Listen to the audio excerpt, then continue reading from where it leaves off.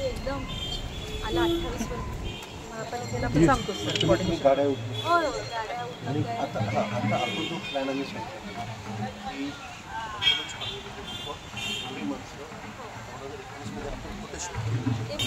जास्त वाटलं एक नंबर शाळा महानगरपालिकेच्या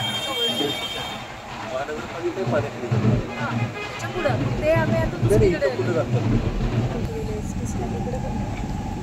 महानगरपालिकेच्या जवळच आहे सेकंड आयुर्वेद ब्रिज इथे आहे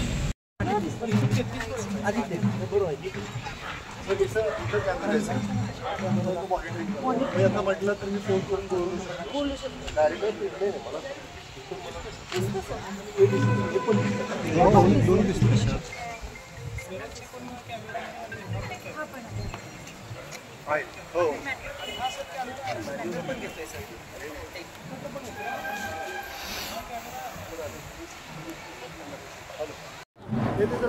सांगली शहर हे कृष्णाकाठी वसलेलं शहर आहे आणि कृष्णाकाठी असल्यामुळे पूर्वीपासून अत्यंत सधन आणि संपन्न असं शहर आहे.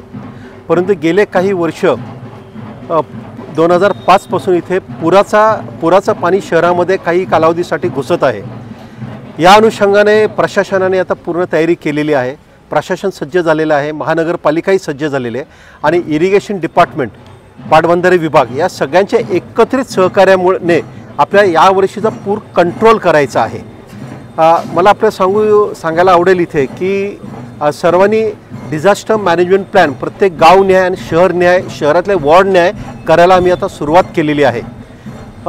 त्याचबरोबर पुराच्या पाण्याची पातळी, नदीच्या पाण्याची पातळी ह्याच्यावर दररोज मॉनिटरिंग इरिगेशन विभागामार्फत केलं जातं आणि महानगरपालिकेमार्फतसुद्धा रिमोट सेन्सिंगनी नियंत्रण केलं जातं.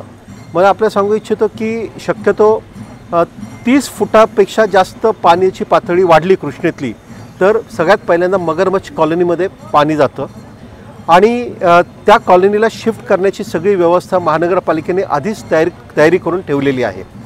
त्याचबरोबर आपली ॲक्च्युली धोक्याची पातळी ही 45 फूट आहे आणि कृष्णेच्या पाण्याची ही पातळी 45 फुटाच्या वर गेल्यानंतर शहरामध्ये पाणी शिरतं. त्या अनुषंगाने सुद्धा आमची सगळ्यांची तयारी आहे. पण हा पूर मॅनेज आपल्याला करता आला पाहिजे. त्यासाठी कोयना आहे, वारणा आहे, ही धोम आहे, ही वरच्या भागातली धरणं आहेत.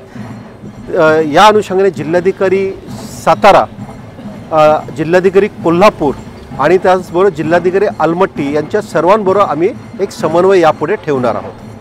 आज मी खऱ्या अर्थाने पुराच्याच अनुषंगाने पाहणी करायला आज आयुर्वेद पुलाच्या इथे कृष्णाकाठावर आलेलो आहे. इथून मी हरिपूरलाही जाणार आहे आणि हरिपूरवरून मी पुढे मिरजमधल्या कृष्णाघाटावर पण जाणार आहे. धन्यवाद.